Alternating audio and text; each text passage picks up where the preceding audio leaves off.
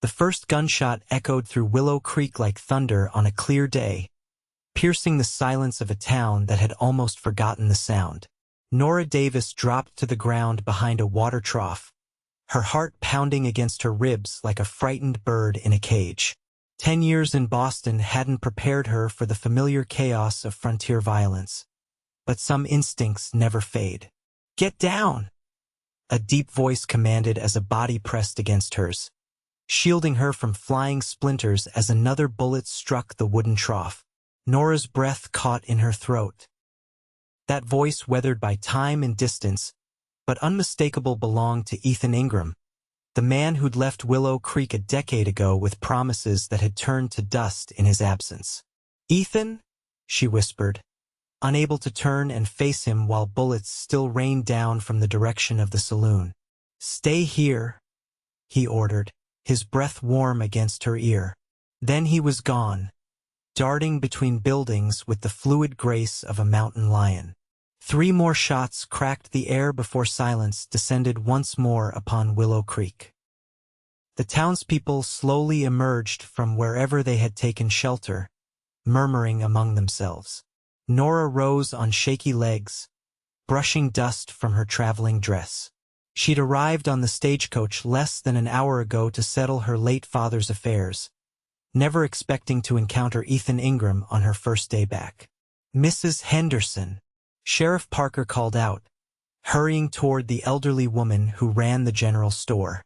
"You all right? Looks like just a couple of drunk cowboys letting off steam."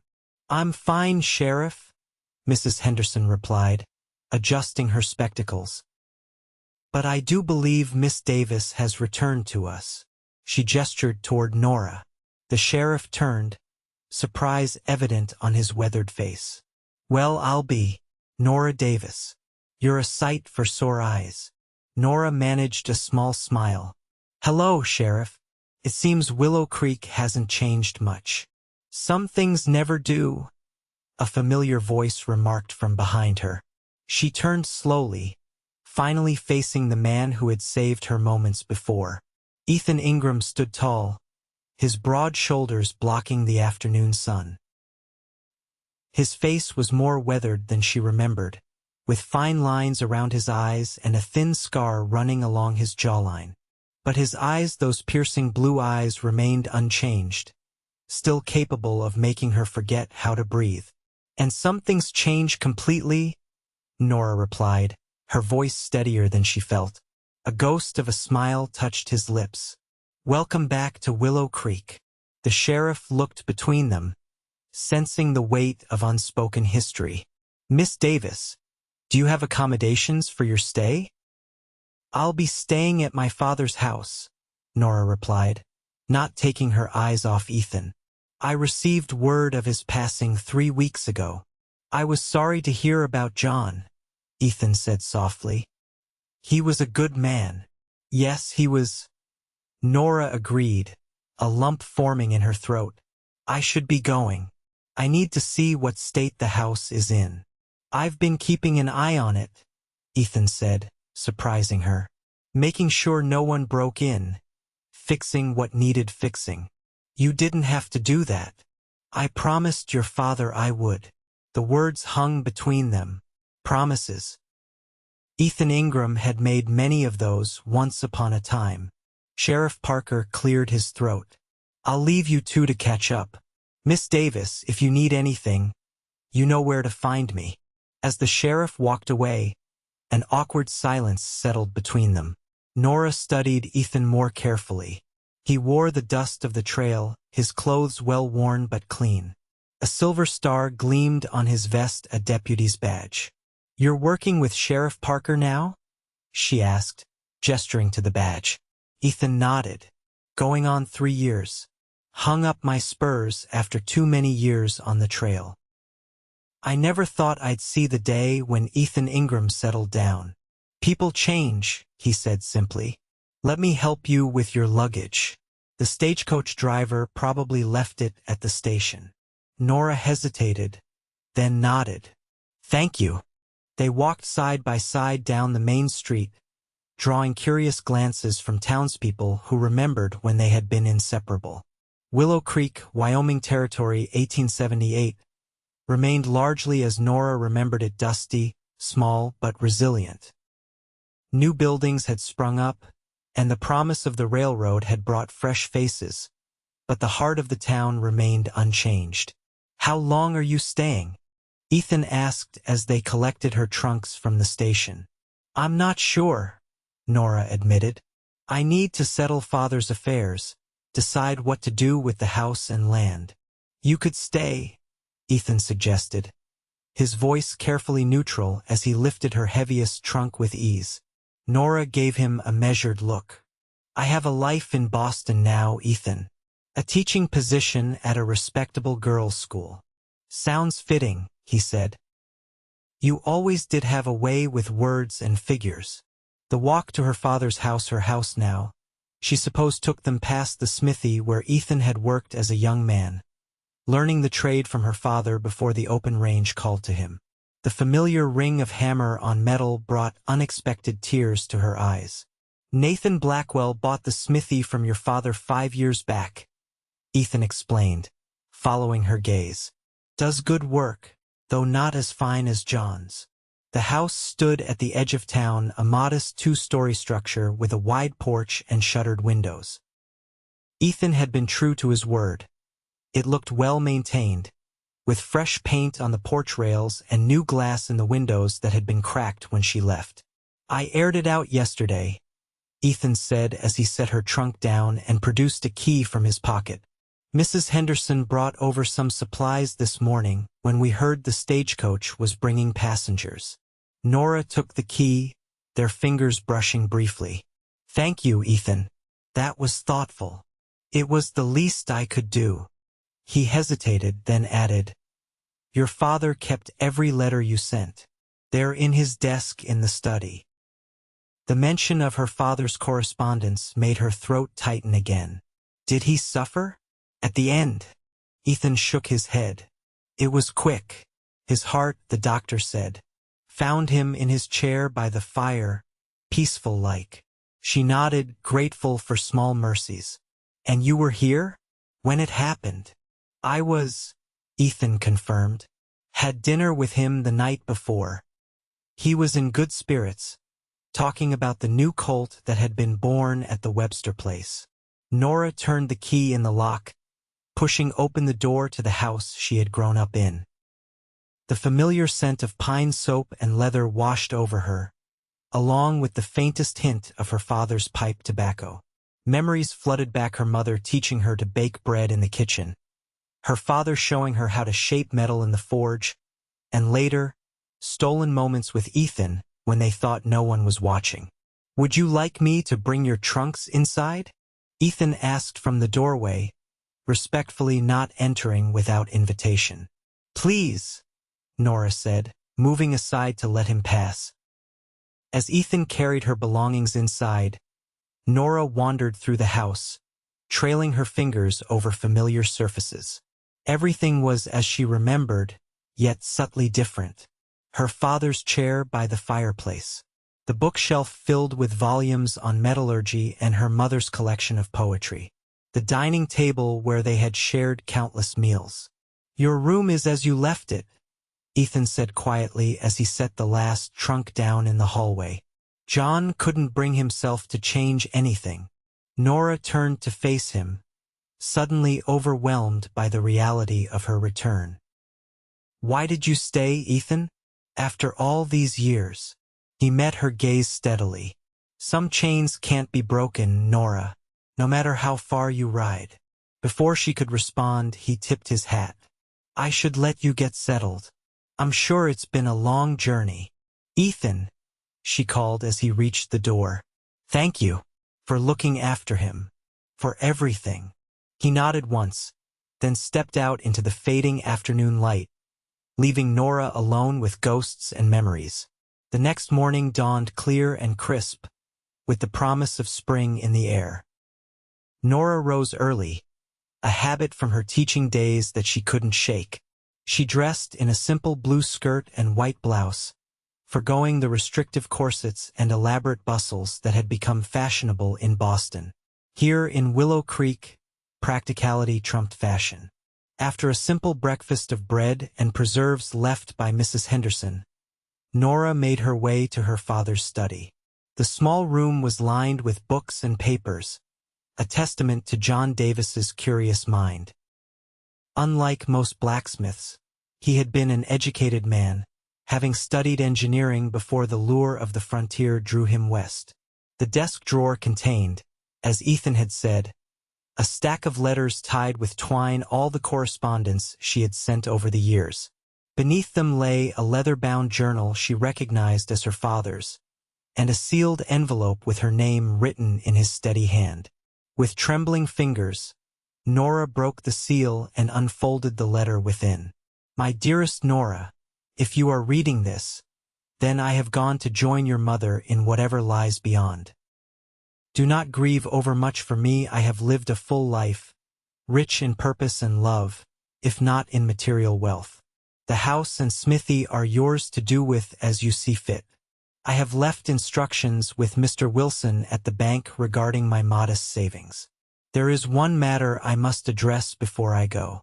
You left Willow Creek with a wounded heart, believing Ethan had abandoned you for the freedom of the open range. What you do not know is that I played a hand in your separation." Nora gasped, her fingers tightening on the paper. "I told Ethan he was not good enough for you, that a wandering cowboy with nothing to his name could never provide the life you deserved. I convinced him that letting you go to Boston, to education and opportunity, was the greatest act of love he could offer. It was wrong of me, Nora. I see that now. In protecting you from what I feared would be hardship, I denied you the right to choose your own path. For that, I can only ask forgiveness. Ethan returned to Willow Creek 5 years ago, a changed man. He asked about you often but respected my wish that he not disrupt your new life. He has proven himself a man of character and substance, though I was too proud to admit it to him. Whatever you decide about your future, know that you have always been my greatest joy and proudest achievement. Choose with your heart, my daughter, not with the caution I imposed upon you. With eternal love, your father." Nora let the letter fall to her lap, tears streaming unchecked down her face.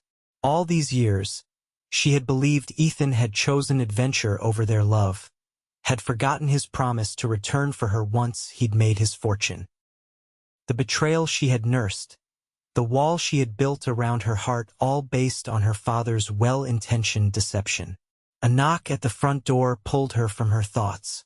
Hastily wiping her tears, Nora tucked the letter into her pocket and went to answer it. Mrs. Henderson stood on the porch, a covered basket in her arms. "Good morning, dear. I thought you might need a proper welcome home basket. Fresh eggs, some of my sourdough bread, and preserves from last summer's berries." "How kind," Nora said, genuinely touched as she accepted the basket. "Won't you come in for tea?" The older woman beamed. "I was hoping you'd ask. I want to hear all about your Boston adventures." Over tea and fresh bread, Nora shared sanitized versions of her life in the East, her teaching position, the cultural refinements of the city, the friends she had made. She carefully avoided mentioning the loneliness, the dreams of Ethan that had haunted her for years, the marriage proposals she had declined because no suitor could replace what she had lost. "And what of you, Mrs. Henderson?" Nora asked. "How have things been in Willow Creek?" "Oh, the usual comings and goings," the older woman replied. "The town's growing slowly but surely. The railroad survey crew was through last month. They say the line might reach us by next year. That would change things considerably." Mrs. Henderson nodded. "Indeed it would. Your young man has been instrumental in keeping order as new folks arrive. Always fair, even with those who don't deserve it." "My young man?" Nora questioned, though she knew exactly whom Mrs. Henderson meant. The shopkeeper gave her a knowing look. "Ethan Ingram may wear a deputy's badge now, but anyone with eyes can see he's only stayed in Willow Creek for one reason. And she just came back on yesterday's stagecoach." Nora felt her cheeks warm. "Mrs. Henderson, It's been 10 years. Whatever was between Ethan and me is long past. Is it now? The older woman sipped her tea thoughtfully. Then I suppose you wouldn't be interested in knowing he turned down Clara Wilson's hand last Christmas. Pretty girl, father owns the bank. Would have been a fine match. Despite herself, Nora felt a flutter of something that felt suspiciously like hope. She pushed it firmly away. Ethan's choices are his own affair. Of course they are, Mrs. Henderson agreed, though her eyes twinkled with mischief.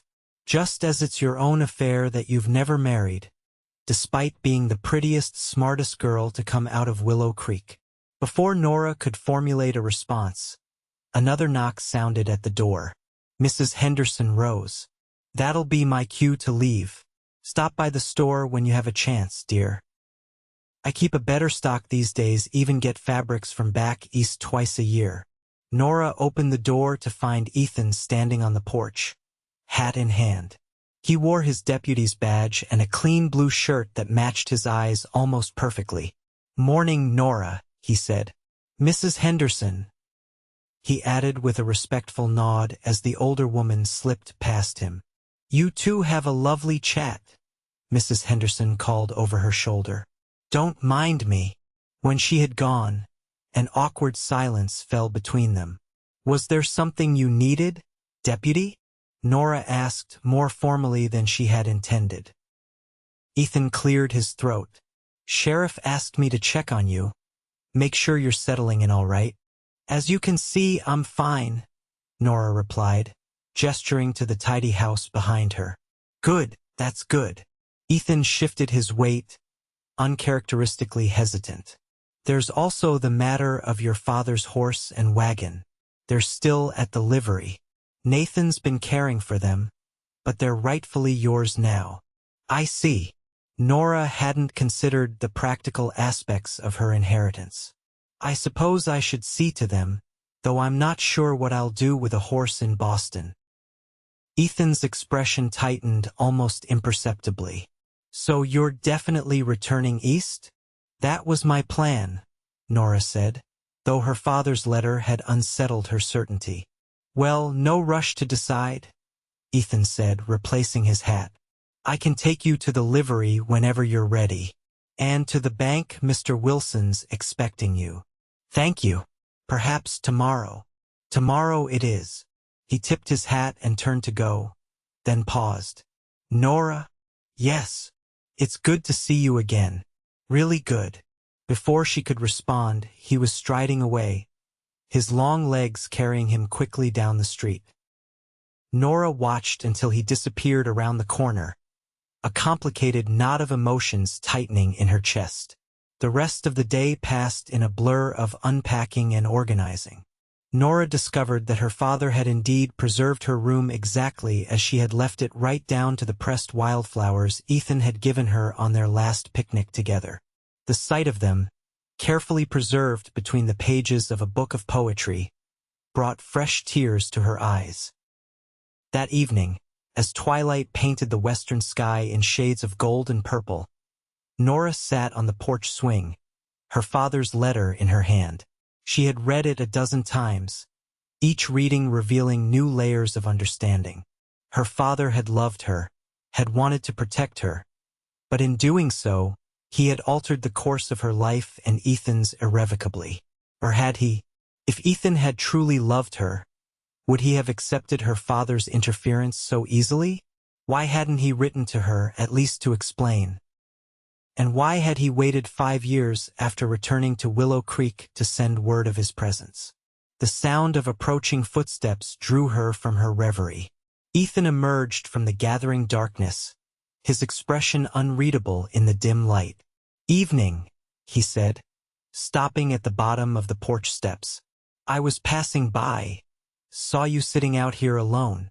Just enjoying the sunset, Nora replied, tucking the letter away. We don't get views like this in Boston. May I? He asked, gesturing to the porch. She nodded, and he climbed the steps, settling himself on the railing across from her. For a long moment, neither spoke, the only sound the gentle creaking of the swing and the distant piano music from the saloon. "I read my father's letter," Nora finally said. "He told me what happened, what he said to you before I left for Boston." Ethan's posture stiffened. "Did he now?" "He said he told you to let me go, that a wandering cowboy couldn't provide the life I deserve." Ethan was quiet for so long that Nora thought he might not respond. When he did, his voice was low and controlled. "Your father wasn't wrong, Nora. I had nothing to offer you then. No prospects, no future beyond the next cattle drive or gold strike. You had your promise," Nora countered, old pain flaring anew. "You promised you'd come for me, that we'd build a life together. And you promised you'd wait," Ethan replied, a hint of bitterness creeping into his tone. "Yet I heard you were being courted by a banker's son within a year of reaching Boston." Nora gasped. "Who told you such a thing? I never—" "Your father mentioned it in a letter. Said you were settling in well, making advantageous connections." "He lied," Nora said flatly. "I had suitors, yes, but I never encouraged them. Not at first." Ethan's gaze was piercing even in the dim light. "At first. After 2 years without word from you, I had to accept that you weren't coming back," Nora explained, pain lacing her words. "What was I supposed to think, Ethan? That you were pining for me while driving cattle through Wyoming? That every town didn't have saloon girls willing to comfort lonely cowboys?" Ethan stood abruptly, pacing the width of the porch. "Is that what you thought of me? That I'd forget my promises at the first sight of a pretty face? What was I supposed to think?" Nora repeated, rising to face him. "You never wrote, never sent word. I waited, Ethan. For 2 years I waited, while my father sent me letters about how much better off I was, how Boston offered opportunities Willow Creek never could." "I did write," Ethan said, his voice dropping to a near whisper. "Every month for a year. When you never answered, I figured your father was right, you'd found a better life, a better man." Nora felt as though the ground had shifted beneath her feet. "I never received any letters from you. Not one." Their eyes met in the gathering darkness, the realization dawning simultaneously. John Davis, in his misguided attempt to secure his daughter's future, had intercepted Ethan's letters, just as he had apparently fed them both lies about the other's actions. "He kept them from me," Nora said softly, "just as he must have kept my replies from you." "There were replies?" Ethan asked, hope flickering across his features. "Every week for months," Nora confirmed. "Until I convinced myself you had forgotten me." Ethan moved closer, close enough that Nora could see the play of emotions across his face. "I never forgot you, Nora. Not for a single day." The declaration hung between them, fragile as spun glass and just as precious. "Why did you come back to Willow Creek?" Nora asked, needing to understand. "After all those years on the trail?" Ethan's gaze dropped to the porch boards. "I made my fortune, or near enough. Had a good claim in the Black Hills that panned out better than most. Came back to make good on my promise, only to find you'd made a life in Boston. But you stayed," Nora pressed, "even after learning I was gone. Your father was getting on in years, needed help around the smithy, and I—" He hesitated, then finished simply, "I needed to be somewhere that reminded me of you." The admission cracked something open inside Nora's chest. 10 years of hurt and misunderstanding, of paths diverted by a father's well-meaning interference, suddenly seemed like a terrible waste. "I should go," Ethan said, stepping back. "It's getting late. I'll come by in the morning to take you to the livery." "Ethan, wait," Nora said, reaching for his arm. "There's so much more we need to talk about." He covered her hand with his own, the touch sending warmth cascading through her. "Tomorrow," he promised. "We've got time now." As he descended the porch steps, Nora called after him. "Did you mean it? What you said about not forgetting me?" Ethan turned, his figure silhouetted against the night sky. "Not a day passed, Nora. Not a single day." Then he was gone, swallowed by the darkness, leaving Nora with a heart fuller than it had been in 10 long years. True to his word, Ethan arrived the next morning to escort Nora to the livery stable. The streets of Willow Creek were already busy, with freighters loading supplies and shopkeepers sweeping their boardwalks. Several people called out greetings to Nora, welcoming her back with genuine warmth. "Folks have missed you," Ethan observed as they walked side by side. "I've missed them too," Nora admitted. "More than I realized." At the livery, Nathan Blackwell greeted them with a friendly wave. "Miss Davis, good to see you back in Willow Creek. Your father's horse has been well cared for, I assure you." "I never doubted it, Mr. Blackwell," Nora replied, following him into the cool dimness of the stable. Her father's chestnut gelding nickered softly when he saw them, extending his neck over the stall door. "He remembers you," Ethan said as Nora stroked the horse's velvet nose. "Hello, Copper," she murmured. "It's been a long time." After settling her father's accounts with Nathan, Nora and Ethan continued to the bank, where Mr. Wilson presented her with the details of her inheritance. John Davis had been more prosperous than Nora had realized, having invested wisely in several local businesses and a small cattle operation outside of town. "Your father was a shrewd businessman," Mr. Wilson explained. "The smithy alone generates a steady income, and with Nathan Blackwell's lease payments, you could live quite comfortably here in Willow Creek." "Or I could sell everything and return to Boston," Nora said, more to gauge Ethan's reaction than from any real intention. His face remained carefully neutral, though she noticed his jaw tighten slightly. After leaving the bank, they walked toward the cafe for lunch, the morning's revelations swirling in Nora's mind. Her father had left her with options. She hadn't anticipated the means to stay in Willow Creek if she chose, to reclaim the life she had reluctantly abandoned a decade ago. "Penny for your thoughts," Ethan said as they waited for their food. Nora looked up from her coffee. "I'm thinking about choices, about paths not taken." "Any particular path?" Ethan asked, his tone light though his eyes were serious. Before Nora could respond, the cafe door burst open, and Sheriff Parker rushed in. "Ethan," he called. "Trouble at the Circle T. Rustlers hit during the night. Thompson's gathered a posse." Ethan was on his feet immediately. "Anyone hurt?" "Thompson's youngest boy took a bullet in the shoulder. He'll live, but Thompson's out for blood. I need you to help keep things civil." Ethan nodded, then turned to Nora. "I'm sorry. Duty calls." "Go," she urged him. "Be careful." He hesitated, then said, "We still have a lot to talk about. When I get back." "I'll be here," Nora promised. With a quick nod, Ethan followed the sheriff out, leaving Nora alone with her half-eaten lunch and tumultuous thoughts. The rest of the day passed slowly. Nora visited Mrs. Henderson's store, reconnected with old acquaintances, and walked through the town that had once been her entire world. Everywhere she went, memories surfaced: riding her first horse down the street, attending church socials in that building, sharing her first kiss with Ethan behind the schoolhouse. By evening, worry had settled in her stomach like a stone. There had been no word from Ethan or the sheriff, and rumors flew around town about gunfire heard in the direction of the Circle T ranch. Nora paced her father's house, unable to settle to any task.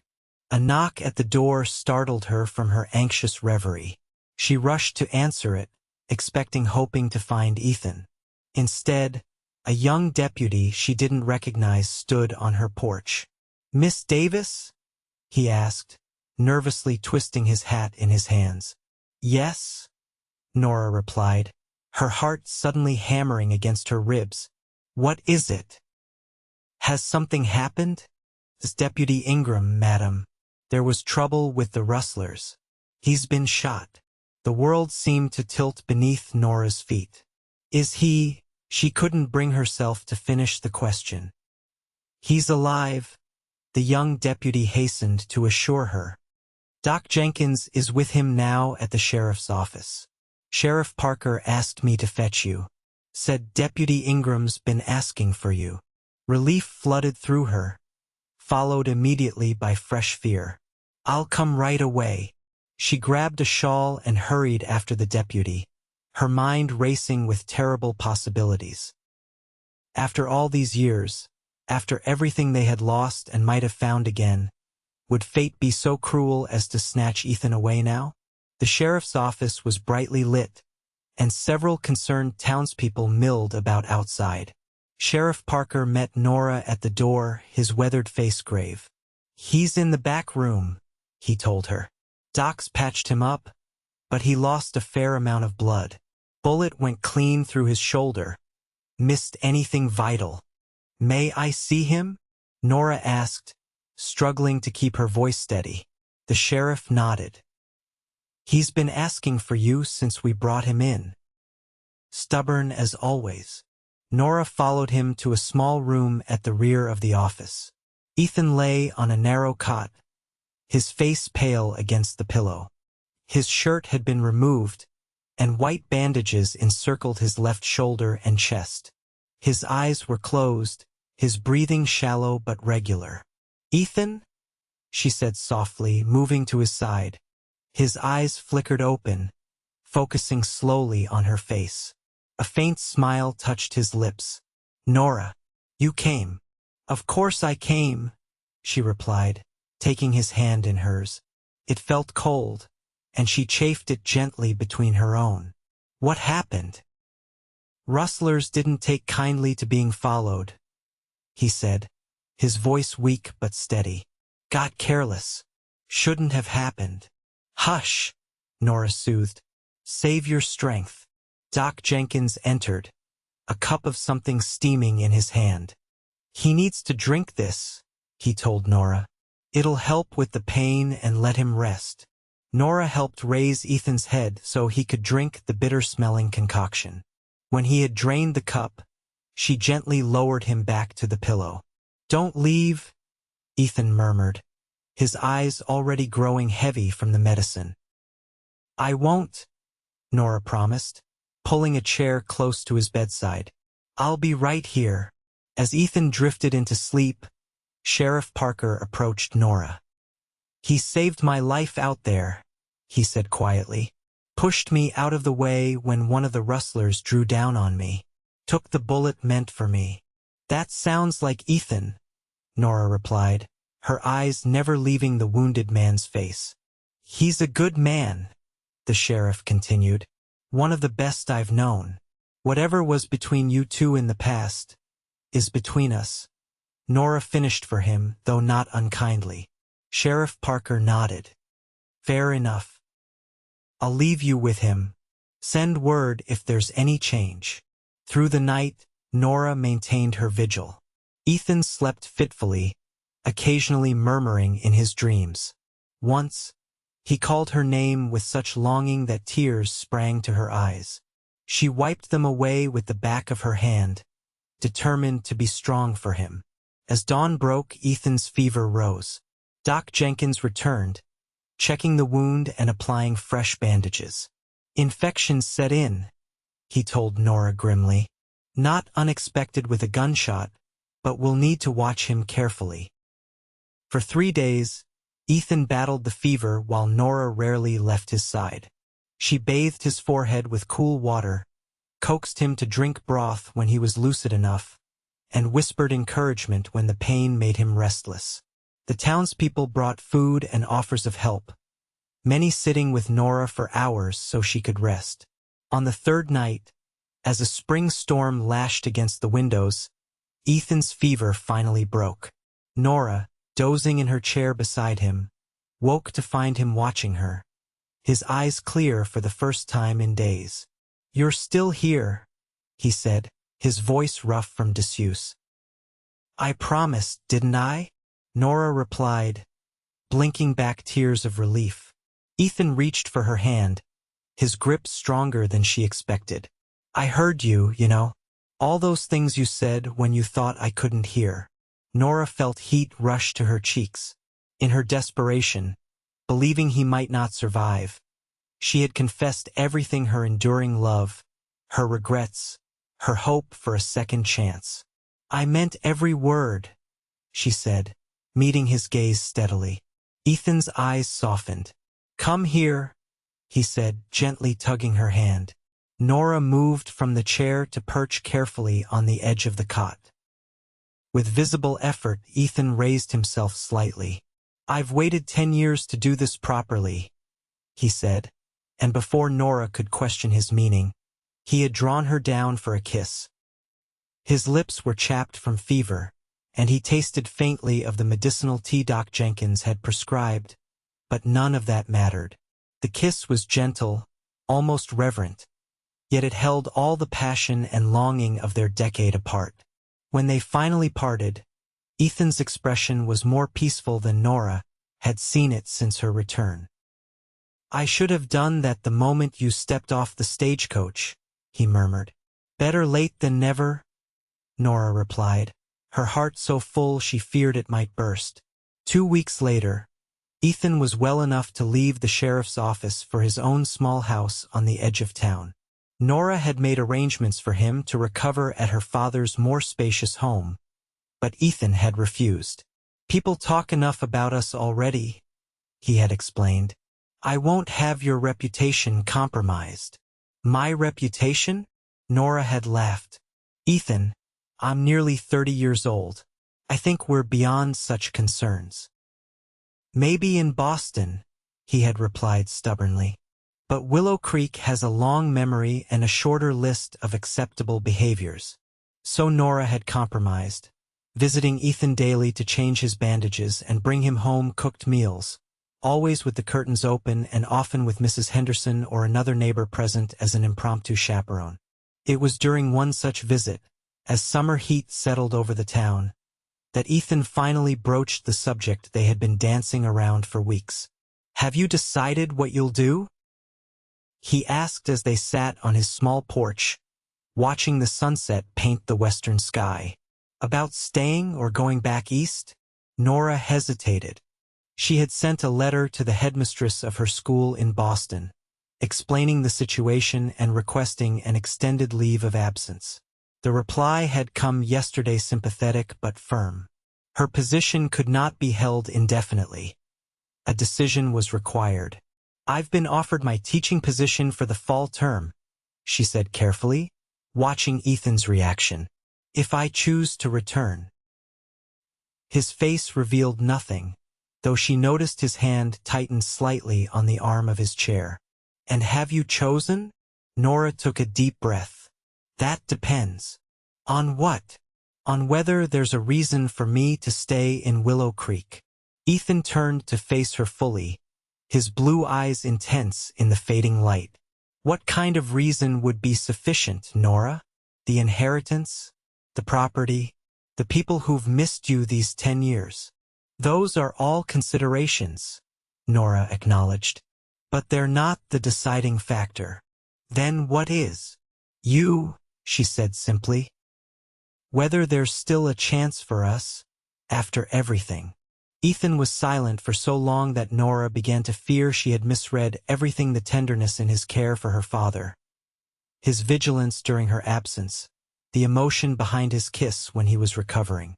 Finally, he rose from his chair, moving to kneel before her despite the obvious discomfort it caused his healing shoulder. Nora Davis, he said, taking her hands in his. I have loved you since we were 17, and you beat me in the county spelling competition with the word perseverance. I've loved you through 10 years of separation, through cattle drives and gold camps and long, lonely nights under the stars. I've loved you even when I thought you had forgotten me entirely. Tears blurred Nora's vision as Ethan continued, his voice growing stronger with each word. If you want a reason to stay in Willow Creek, I'm offering you the only one. I have a life with me. It won't be as refined as Boston, and I can't promise it will always be easy, but I can promise that not a single day will pass without you knowing you are loved beyond measure." "Ethan," Nora whispered, unable to say more past the lump in her throat. "I'm not asking for an answer right now," he assured her, rising to his feet with a slight wince. "I know you have a life in Boston, students who depend on you. I'm just asking you to consider that you have a life here too, if you want it." Nora stood, reaching up to cup his face in her hands. "I don't need time to consider," she said. "My answer is yes. It's always been yes." The smile that broke across Ethan's face was like sunrise after the longest night. He pulled her into his arms, mindful of his healing wound, and held her close. "Are you sure?" he asked against her hair. "Boston has so much more to offer: culture, education, society." "But it doesn't have you," Nora replied simply. "And that makes all the difference." They were married in the small church in Willow Creek as autumn painted the surrounding hills in gold and crimson. Mrs. Henderson cried openly, declaring it the happiest day since her own wedding 40 years earlier. Sheriff Parker stood as Ethan's best man, while Clara Wilson, far from being a spurned suitor, served as Nora's matron of honor, her own husband beaming proudly from the front pew. Nora wore her mother's wedding dress, carefully altered by Mrs. Henderson's skilled hands. Ethan, fully recovered from his wound though he still carried the scar, looked handsome and slightly overwhelmed in a new suit ordered from Denver. After the ceremony, the entire town gathered for a celebration at the Davis homestead, now the Ingram homestead. Tables groaned with food, a fiddler played dance tunes, and children raced across the yard in an impromptu game of tag. As twilight descended, Ethan found Nora standing on the porch, watching their friends and neighbors with contentment. "Having second thoughts, Mrs. Ingram?" he asked, slipping an arm around her waist. Nora leaned into his embrace. "Not a single one, Mr. Ingram." He turned her to face him, his expression suddenly serious. "I've been meaning to give you something," he said, reaching into his pocket. "I've carried it with me for 10 years, waiting for the right moment."